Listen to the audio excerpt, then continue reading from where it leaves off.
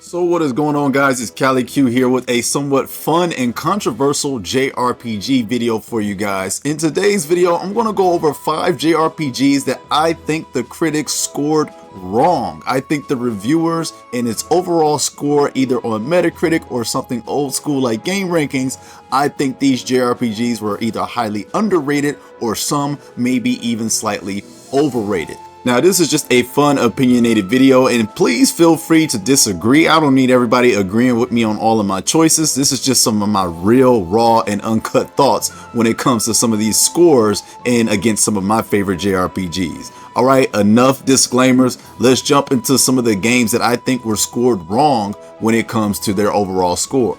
Now, first, I'm going to start off with a personal favorite of mine, and that is Rout of Stories. Now, this game, as you can see here on the screen, sits at a 74 over 36 critics overall with an 8.3 user score.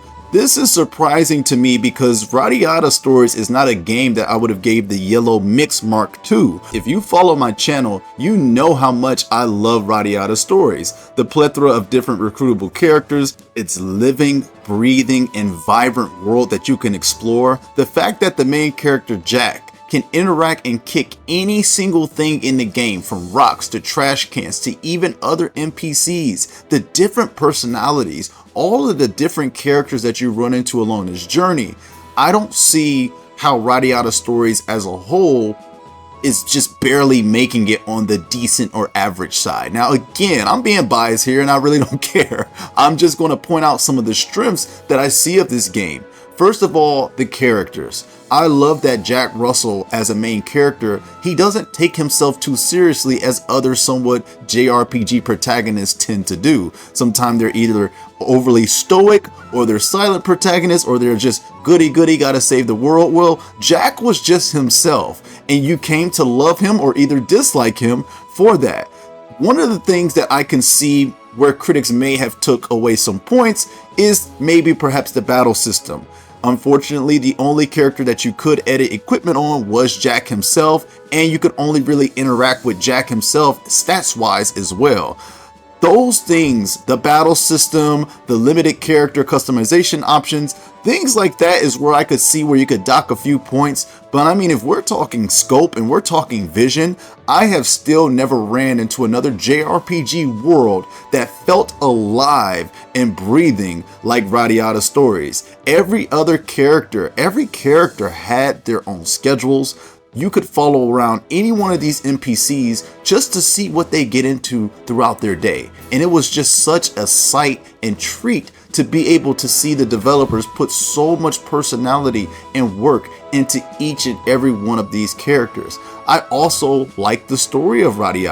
It deals with some heavy concepts. Despite being somewhat lighthearted in the beginning, the story actually does end up getting heavy, especially when it comes to prejudice, different opinions, different races, racism. It just gets really heavy in Rout of Stories, and I liked it for that because on the surface this is a whimsical, nice game, but it did deal with some heavy issues and some good topics of morality. So for me, man, the day and night system is phenomenal. The characters are awesome. The weakest point of Rout of Stories, even I will admit, is its limited battle system. But if you can get over the battle system and get used to the battle system, Rout of Stories is an absolute treat, and I don't put it at a 74. If I'm being as fair as I can be, Rout of Stories, for its scope, its music, its characters, its fun, charmful nature, is at least an 80 to 81 for me if we have to go on a Metacritic scale.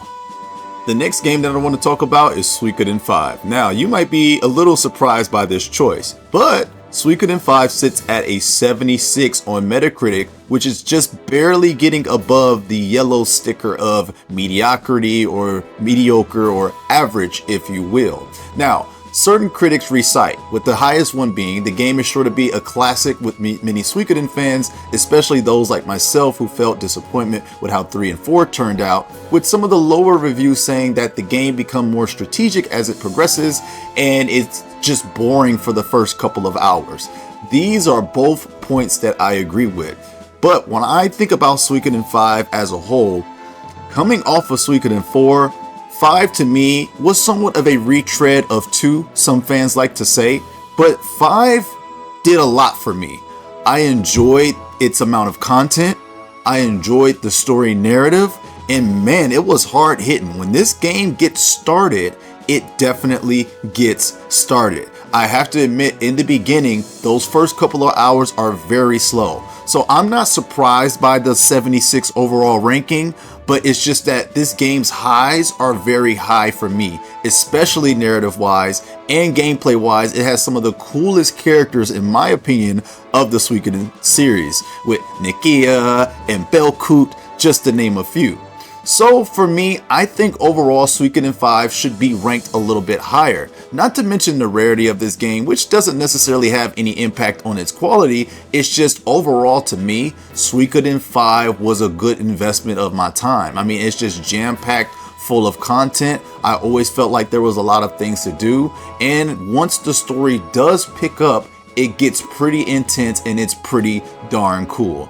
So I'm not exactly a fan of its 76 ranking, but I will settle for maybe a high 70s at 79 or maybe even an 80 on Metacritic. That's where I would at least place my overall critic view. Next is Star Ocean: The Divine Force, and now I gotta keep it real here. This game sits at about a 69 on Metacritic with over 49 critics reviewing it. Now, some critics cited that they did enjoy the series' somewhat return to form, with the lowest critics pretty much saying that this game just did not evolve with the way that JRPGs are made today. And to be fair, I'm somewhere right in the middle. Now, I'm a long-time Star Ocean fan, and we've had some pretty low lows in the Star Ocean series, with number 4 not being as bad as one would remember, but the characters in 4 are very off-putting alongside the graphics. Number 5 being the absolute lowest light of the entire series. So with all of that in mind, Star Ocean 6: The Divine Force had a big boulder to carry on his shoulders in order to reinstate the Star Ocean name. With that being said, I do think this game was graded a little bit harshly just due to its predecessors. With 4 being somewhat mediocre and then 5 being the absolute lowest, the Star Ocean name had honestly been damaged by this point. I enjoyed my time with this game.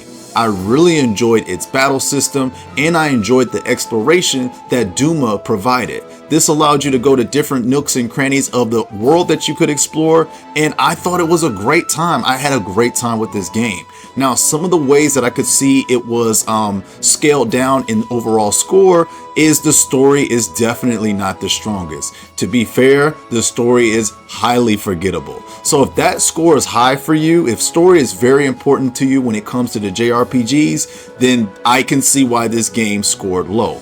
But when I combine the battle system with the overall return to form and the exploration involved, this game, at least for me, sits at about a 75. I think 69 is a little bit too harsh. I do not think that Star Ocean 4 is better than this game. I think this game is better than Star Ocean 4. So for me, I would give this game about a 75 on the Metacritic scale, but I'm not mad at about a 73 or 74. That's just how I feel when it comes to Star Ocean 6, and I'm going to keep defending this game because I did not think this game was as mediocre as its Metacritic score shows. Now, if you're a fan of my channel, you already know how much I love this game, and you're probably tired of hearing me talk about it, but that's too bad because I'm always going to talk about Legend of Lagaya for the PlayStation 1 system. Now, I had to do some digging because when this game came out, obviously it's an older game, so Metacritic wasn't as prominent as it is now. There used to be a little game site called Game Rankings. If you're an OG, let me know if you know what I'm talking about. Anyway, on this game site, Game Rankings has Legend of Lagaya ranked at 77.33%. Now, I think this score is just a little bit low because this game's battle system still, to me, to this day, is absolutely phenomenal. I love how it mixes the martial arts aspects with JRPG elements, and then you can carry out these orders with your party members to unleash some deadly and awesome martial arts combos. The game's story is also deep in my personal opinion, but I can see where there are some areas where it might come off a little bit cliche-ish, if you will, and sometimes the story can have somewhat of a repetitive nature with some of the town's themes and just some of the enemies that tend to repeat themselves later on in the game. But if we're talking about innovative fighting in a JRPG, if we're talking about a intimate and cozy story, then Legend of Lagaya is absolute JRPG PS1 goodness, and I highly recommend it. I do not agree with its 77 percentile rating overall. I think it sits upward, in my personal opinion, somewhere between 85 and 86%. That's where I would personally rank this game. It has flaws, but I do not think those flaws are enough to take away from its greatness. Let me know if you disagree with this. Even if you do, this is my personal ranking of it, and that's how I feel. I think the critics got this one wrong. This game was not appreciated at the time that it came out. And now I'm going to turn this video all the way upside down on its head, and you guys are about to get mad at me. I personally think Tales of Symphonia is rated a little bit too high. The game currently sits at an 86 over 60 critics on Metacritic, with so many of the critics just loving its art style, its gameplay, its characters, and its battle system. But let me say, and I said you guys would get mad at me for this one, I think Tales of Symphonia is a little bit overrated. Don't get me wrong, it's a great game, and I know that it was a pioneer for its time when it came to a JRPG on the GameCube and its impact for the Tales series in the West, but I have just never really been impressed by Tales of Symphonia. I've never really liked the graphics. The battle system to me was okay, and the story didn't do anything for me. Personally, Tales of Symphonia has been re-released so many times because of its pioneering position, I guess, that it has in the JRPG community. But each time I've played this game, I just cannot help but feel it is somewhat overrated. And I'm saying this as a humongous and huge Tales of fan. Symphonia just did not really vibe with me like that.